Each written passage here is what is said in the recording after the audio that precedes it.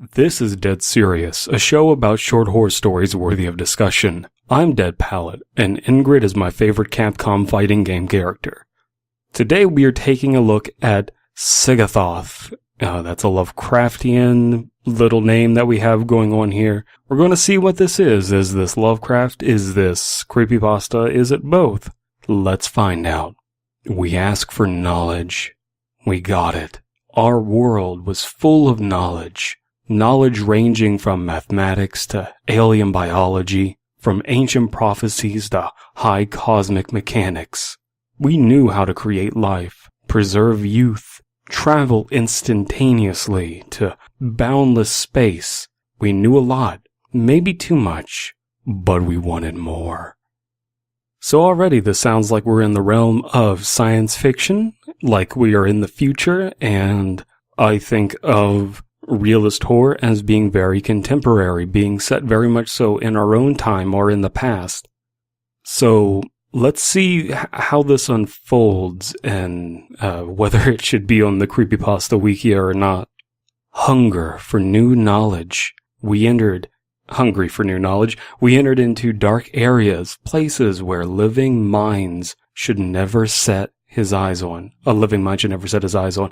This caught his reflection. He knew that we were ready, so he came. Under the guise of a tall man with reptilian features, he came among us. He wore a black decorated dress featuring various ornaments that reminded us the clothes we had seen wearing from primitive Atlantean priest. So we have a bunch of really short sentences and very archaic grammar. The way that everything is formulated sounds very ancient. It doesn't sound contemporary and it doesn't sound futuristic. It sounds as though we are putting on a show with these kinds of sentences like, hungry for knowledge we enter dark areas, places where a living mind should never set his eyes. That's not the way that people speak. Way too romantic to be Creepypasta right off the bat, but let's see what this story is attempting to accomplish. We didn't know what race he was, or from what planet he came. He didn't want to reveal to us, but his knowledge and arts were far superior to ours. Therefore, hungry, we asked and demanded, bewitched by his teachings. So we are getting zero specifics, and this is a short story. I mean, I want to know what kind of art he has, what this reptilian creature has in terms of art. I'm sure that the sensibilities of this alien planet would have vastly different art than ours, to the point where we probably wouldn't even appreciate it. And if we did, I'd want to know why. Is it beyond description? Like most Lovecraftian stuff where it's just beyond description? You need to give us way more details. This is way too vague. He spoke to us about unknown physical dimensions, revealed obscure and hidden cosmic phenomena, provided us with notions of unexplored science and alien cultures. In return, he asked for our souls, and we, fools, we were happy to deliver them, convinced to swap uncertainty for knowledge. So right now, all of this sounds like it's a preamble to a movie that's going to unfold where all of these details are just going to be revealed to us about this story, where we'll get into a conflict and we'll see what's going on. Right now, this is not enough to go on. This is a preamble to a real story. This is not a story so far. We don't actually get any kind of narrative. And our planet began to die under the weight of a knowledge too great to be sustained. The night had become cold, and the moons were gone for years.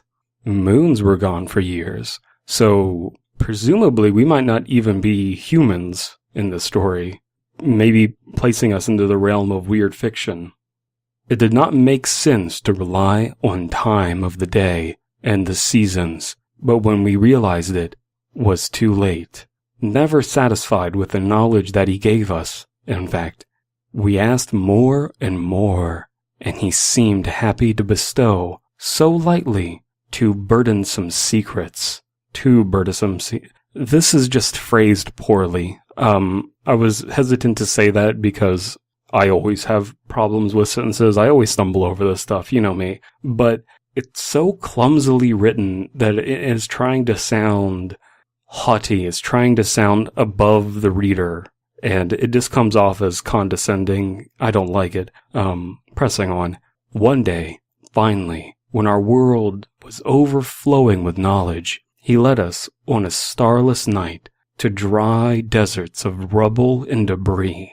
And there, in the company of the darkness of the cosmos, illuminated only by the dim light of a blasphemous aurora, he began to speak about the entities that ruled the world to the immense crowd gathered under the wall of night in the valley of shadows. He told us about Thoth and Skipketh, about the childish and arrogant lord of the cosmos, Solfazaror, and about many other holy and impious gods who inhabited the universe.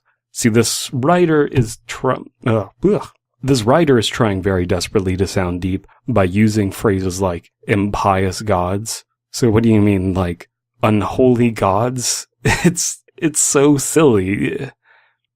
This person very much so is trying to write in the style of Lovecraft, and I can appreciate that and take that for what it is. However, you have to understand what made Lovecraft a visionary and what made people who inspired Lovecraft visionaries like Edgar Allan Poe. Edgar Allan Poe had these, very old-timey phrases, but that's because he was writing in that time. Lovecraft was a man who wrote in a very archaic speech pattern as well, in a very archaic writing style as well, but he understood what someone like Poe was accomplishing with their work. And when he started to depart from that, his work became very dry, but he was playing at characters often, these very intelligent characters. And this doesn't sound like it's written by an intelligent person, because they're confused about these really common words, and they're making these really weird grammatical errors. This is frustrating to read, but it does give us a story that's easy to pick apart, and hopefully other people can see what's going on here and hopefully avoid those same problems. Then, after the incredulity in this, that's incredulity, I'm an idiot, and the screams of the skeptics, we asked him to reveal his identity, that before he kept hidden with such ostentation, and then he revealed it. See, we use the word ostentation for no reason. That was not a well-placed use of the word ostentation. When our eyes saw his true form, the form of an ancient god, our minds and our brains did not resist and melted away.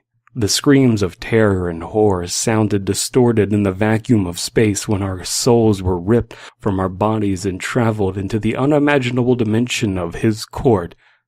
Wait a minute.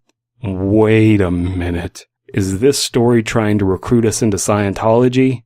I know what's going on now. This story, that's what this is. Saga Thoth is Lovecraftian for going clear. I get it now. Okay. All right. I like the story again. There, far away from drifting galaxies, far beyond the noble limits of the cosmos, where space and time themselves originate and yet don't have any value, we saw our destroyer, the impious lord of knowledge, the profane snake with 7 eyes crowned by the same amount of black tentacles, whose name is Saga Thoth. We asked for knowledge. He stole ours, along with our souls. Now we are condemned to suffer at his court until the end of the cycles. Written by Rule Umbra. This can be found on the Creepypasta Wikia. Damn, this story is quite the letdown. I was really hoping for something more. This story is literally just any Lovecraftian story. There's nothing personable about it. There's nothing about it that expands our knowledge of the old gods and gives us something new to contemplate. This is that really, really boring slapdash DLC that you put on top of a well-crafted game. And the well-crafted game is the established Lovecraftian old god canon, the Necronomicon and all of that stuff. And this is just the slapdash DLC on top of it. What a disappointing read. I know I'm being really critical on this one, but the story serves no purpose. It legitimately has nothing going for it. If there is something that I am just missing here, please tell me, but I don't think that there is. Scrolling down to the comments, Rural Umbra has actually left a comment explaining something that will make me forgive them for one thing. That is the poor grammar. Apparently they are not native English speakers, so that is something that we can excuse them for. But let's move on to our sponsor of the day. This one was brought to you by Sean Murphy, who hooked me up with someone, the sponsor. Today's episode was brought to you by pain.